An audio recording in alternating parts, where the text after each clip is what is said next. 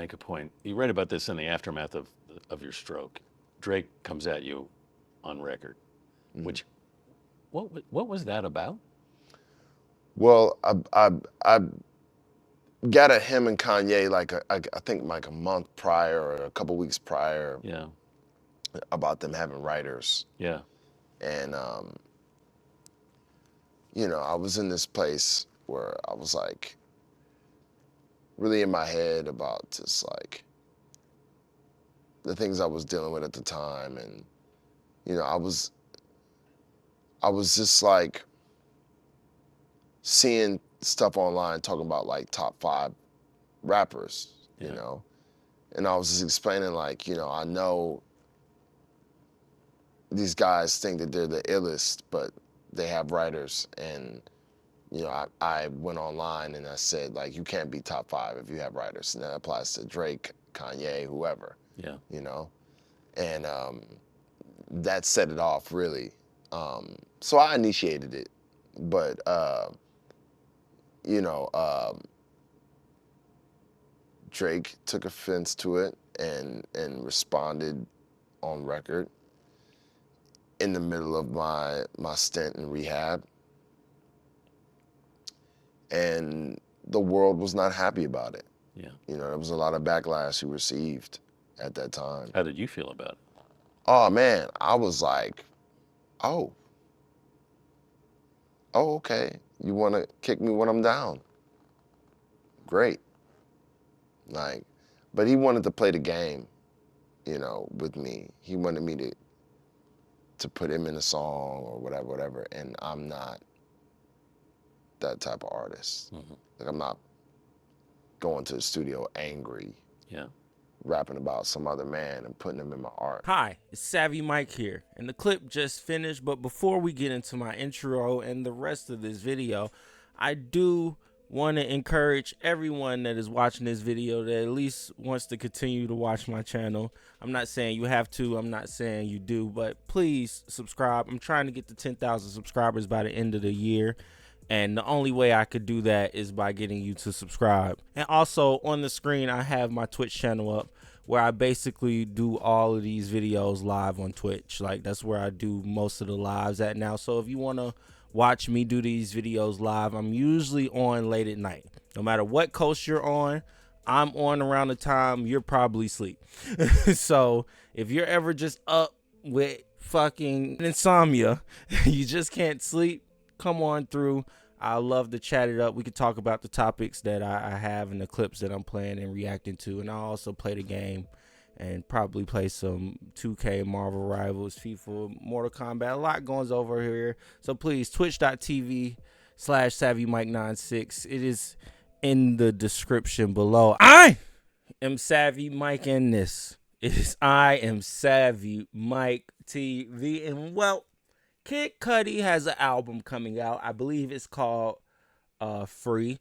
He dropped a single to it called Grave. We actually reacted and reviewed to that track over here at I Am Savvy Mike TV, by the way, showing that we don't just care about the gossip and the popping hip hop topics and pop culture topics that's going on in the world. We also care about the music, at least when the label lets us. We can react to the music. That's what we do. And I like that song. I really like that song. I stopped running to the grave. I fuck with that song. I do. I really do. I thought it was fire. I still listen to it to this day. And I'm looking forward to this kid. I don't know is he dropping this album this week? It is a lot of music coming out this month. If you haven't noticed, a lot of people are dropping a lot of music. Okay. I still have to review this Jid album.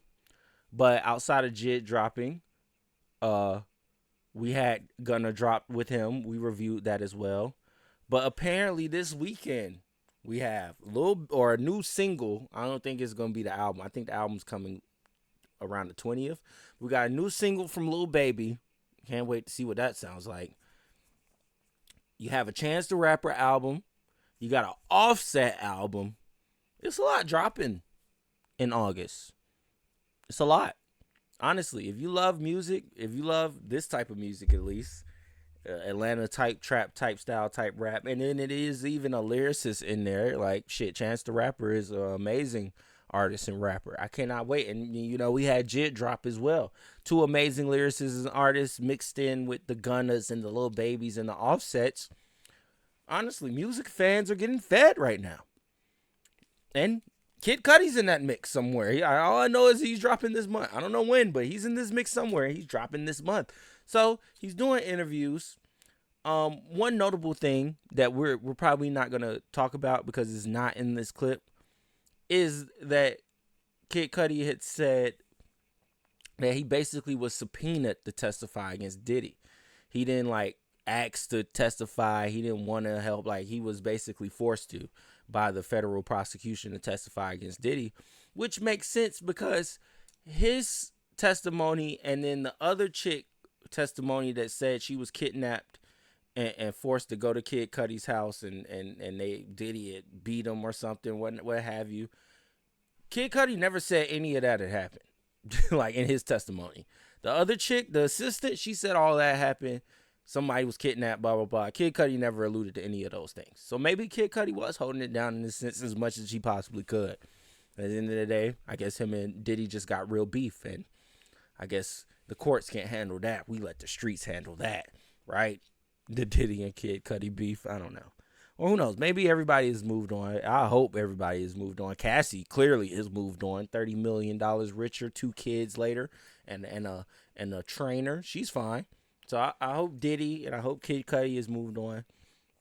But I don't know how this topic got brought up in this interview. I haven't watched this full interview. But for some reason, we have Kid Cudi said something very interesting in this interview that I highly agree with. And that whenever I talk about my top 5, my top 10, the reason I don't put these 2 artists that he's going to mention on my top 10 or top 5 list is not because they don't make amazing music. It's because they had too much help. Let's listen. Make a point. You read about this in the aftermath of your stroke. Drake comes at you on record, which, what was that about? Well, I got at him and Kanye I think like a month prior or a couple weeks prior. Yeah. About them having writers. Yeah. And you know, I was in this place where I was like really in my head about just like the things I was dealing with at the time, and you know, I was just like seeing stuff online talking about like top 5 rappers, you know, and I was just explaining like, you know, I know these guys think that they're the illest, but they have writers, and you know, I went online and I said like, you can't be top 5 if you have writers, and that applies to Drake, Kanye, whoever. Yeah. You know, and that set it off really. So I initiated it, but you know, Drake took offense to it and responded on record in the middle of my stint in rehab. And the world was not happy about it. Yeah. You know, there was a lot of backlash he received at that time. How did you feel about it? Oh man, I was like, oh, okay. You want to kick me when I'm down? Great. Like, but he wanted to play the game, you know, with me. He wanted me to put him in a song or whatever, and I'm not that type of artist. Mm-hmm. Like, I'm not going to the studio angry, rapping about some other man and putting him in my art. Mm-hmm. That's not what we're gonna do here. Yeah. I'm gonna come to your doorstep and I'm gonna let you know that I'm gonna see you. I'm gonna see you, and that's a promise. You know. And you did. And eventually we did meet up. Kanye set it up, and you know, it was a couple years after that, so I was kind of rehabilitated from rehab, and I was in a much better place. Yeah. So I was able to kind of talk to him, and you know, me and Drake used to be friends, and I'll talk about it in the book, and you know, it was really nice to. So yeah, if you didn't know, the thing that kind of started that, I wouldn't even say started that whole beef between Kid Cudi and Drake. I would say I feel like it was already animosity there, clearly, because Kid Cudi went and tweeted what he had tweeted and said what he had said. But he had said that about Kanye and Drake. He said that about both of them, and he's not wrong. He's not wrong at all, in my opinion. If you have ghostwriters, no, I don't care how much you write after having the ghostwriters. Like, honestly, that just proves the point of the reason that you shouldn't have ghostwriters. Because if you're really that good with your pen, if you're really that good, if you believe in it that much, then you shouldn't be getting help, in my opinion. And I get it's a lot of Drake defenders and fans out there that want to defend him. And I understand that because he does, in a sense, have a great ear for great music, great lyrics, and he knows how to pick and choose what he needs to make a great song. I'm never mad at that. But acknowledge that that's what you do. I understand that's who you are. And when it's time to discuss the best rapper, don't just use your numbers and how long you've been on Billboard and all this extra shit to justify you being the greatest ever. Because that's not going to do it, buddy. No, what justifies you being considered the greatest to ever do it is your pen. Number one. That should be the number one thing. Look, I was thinking about it. I fell in love with movies and rap around the same time. The first movie I ever watched at 7 years old was Kill Bill. I know it's crazy for a 7-year-old to be watching Kill Bill, but that's what I was watching. And the second movie, it was like I did a double feature with my mom's DVDs. And the second movie right after that was 8 Mile. 2 movies at 7 I had no business watching. And if my mom caught me watching either one of them, probably was belt to ass. But it didn't matter. At that moment, after I watched Kill Bill, I fell in love with movies. After I watched 8 Mile, I fell in love with rap. And the reason I fell in love with rap was because of the wordsmith that Eminem was in that movie and how the story played out and everything. We love 8 Mile. But all that matters at the end of the day. Like, you have to be good with your pen.